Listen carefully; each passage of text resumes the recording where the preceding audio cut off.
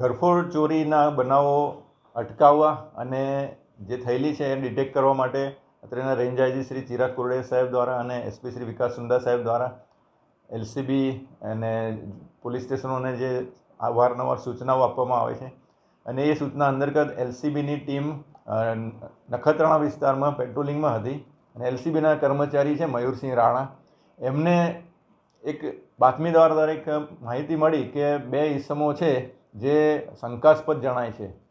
એટલે એમને તપાસ કરી તો એમની પાસેથી 4 મોબાઈલ મળ્યા, ચાવીઓનો જુડો મળ્યો અને જે પેલું ગણેશિયું એટલે કે ડિસમિસ કે છે એ મળ્યું.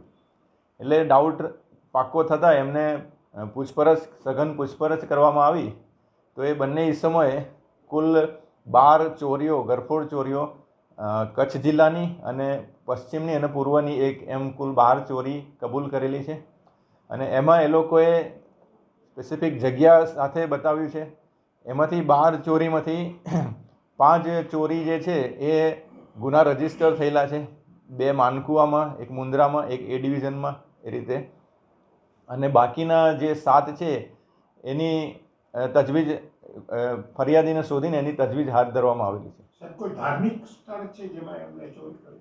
મોટે ભાગે એ લોકોનો ટાર્ગેટ, આ લોકોનો મૂળ જે વ્યવસાય છે એ કપડાં પેલા જે વેચે છે ને, લોકોના ઘરેથી કપડાં લેવા જાય અને પછી અહીંયા બજારમાં વેચે, મૂળ વ્યવસાય એ લોકોનો એ હતો.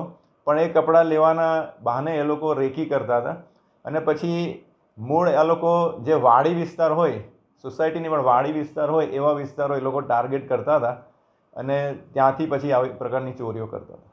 મુદ્દામાલમાં શું રિકવર કર્યું છે? મુદ્દામાલમાં જે ચોરીઓ નોંધેલી છે એમાં સોનાના દાગીના, ચાંદીના દાગીના, રોકડા રકમ, મોબાઈલ ફોન, એ બધું 4 લાખની ઉપરની રકમ હતી. અને એમણે જે પોતાની એમની પૂછપરછ થઈ એમાં કબૂલ કર્યું તો મહેશ કેશવજી સોની નામના જે એક સોની છે એને એ લોકો આ ઘરેણાં આપતા હતા. એમને બોલાવીને પૂછપરછ કરવામાં આવી, એમણે કબૂલ કર્યું અને એમના પાસેથી પછી એમણે જે લગડી બનાવી લીધી.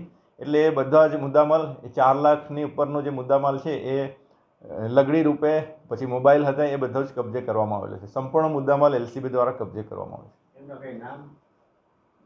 હા, એ જે બંને આરોપીઓ પકડાયા છે એમાં રાજા રમેશભાઈ રાઠોડ અને એનો સગો ભાઈ છે જયસિંહ ઉર્ફે પ્રવીણ રમેશભાઈ રાઠોડ.